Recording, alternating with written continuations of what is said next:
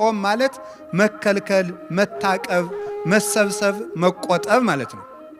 መከልከል፣ መታቀብ፣ መቆጠብ፣ መሰብሰብ ነው ጾም ማለት። ይሄ ቃል በቃል ሲፈታ ቃል በቃል ጾም የሚለው ግሱ ዝም ብሎ ሲፈታ ቃሉ እንዲህ ይፈታል። መንፈሳዊ ትርጉም ሲሆን ደግሞ ከኃጢአት ከምግብ በታወቀ ጊዜ በጊዜ ውቅ በታወቀ በተለካ በተሰፈረ ጊዜ ከመብልና ከኃጢአት መከልከል ጾም ይባላል።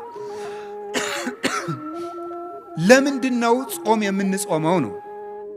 ጾም የሰው ልጅ የተፈጠረለት ዓላማ ነው።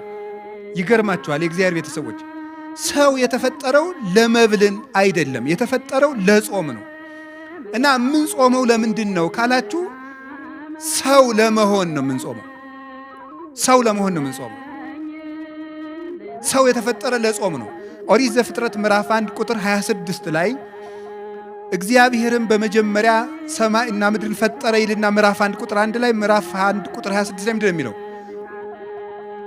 ንግበር ሰብአ በአርአያነ ወበአምሳሊነ፣ እግዚአብሔርም ሰውን በአርአያውና በአምሳላችን እንፍጠር አለ። በአርአያችን በአምሳላችን እንፍጠር አለ ይላል። ታውቃላችሁ፣ ይሄን ጥቅሱን የማታውቁት ነው አይደለም።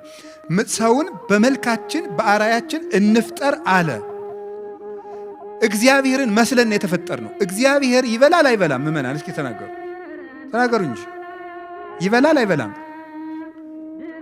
አይበላም። እናንተ ዝም ብትሉ እኔ መሰክርለታለሁ። ይበላል አይበላም?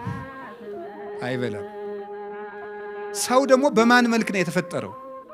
በእግዚአብሔር መልክ ነው የተፈጠረው። ስለዚህ እግዚአብሔር አትብሉ የሚለን እግዚአብሔር እንደዚህ ብሎ እንደ ክፉ ዳኛ እንዲያታርግ እንዲያርግ ብሎ አለቅነቱን ለማሳወቅ አምላክነቱን ለማሳወቅ እኛን መግዛቱን ለማሳወቅ አይደለም እንደዚያ የሚለን።